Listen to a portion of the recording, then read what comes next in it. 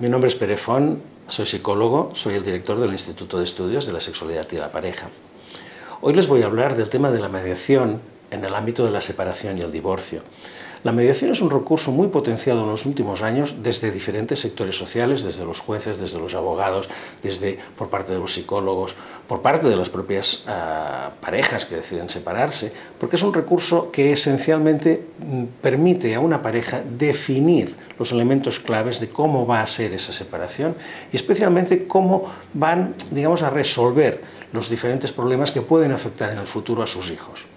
La mediación es diferente de una terapia de pareja en el sentido de que la mediación no pretende arreglar nada,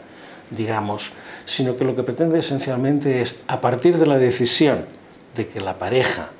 ha tomado de separarse, la mediación inicia un proceso en el que básicamente, fruto de ese proceso, va a ser un contrato que definirá sobre todo cómo los hijos en el futuro van a relacionarse con cada uno de los dos padres. La mediación tiene muchísimas ventajas. La principal es que permite que cada pareja defina cómo van a ser los elementos de ese contrato. Otra de las ventajas es que la mediación es esencialmente un sistema no adversarial, no necesita un litigio permanente, sino que los dos padres trabajan en un equipo para definir precisamente cómo quieren que sea ese futuro.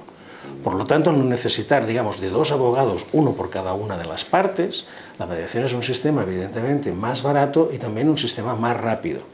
lo que también facilita que haya un menor desgaste psicológico al ser un proceso, vamos a decir, en que la pareja no se entretiene ahondando en sus dificultades pasadas, sino que básicamente lo que va a resolver son una serie de aspectos muy básicos, muy concretos, y que cuanto menor sea el tiempo de trabajo, menor sea el tiempo que tarden en llegar a una serie de acuerdos, menos desgaste psicológico habrá para cada una de las dos partes. Y esencialmente lo que justifica y lo que da sentido a que las parejas elijan la mediación como una salida a sus dificultades de convivencia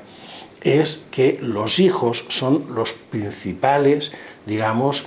protagonistas de este proceso, ya que la mediación se organiza precisamente para que la rotura de la relación entre los padres no recaiga de forma negativa sobre los hijos y les augure un futuro en condiciones donde cada uno de los dos padres pueda ejercer perfectamente este papel, aunque estén separados.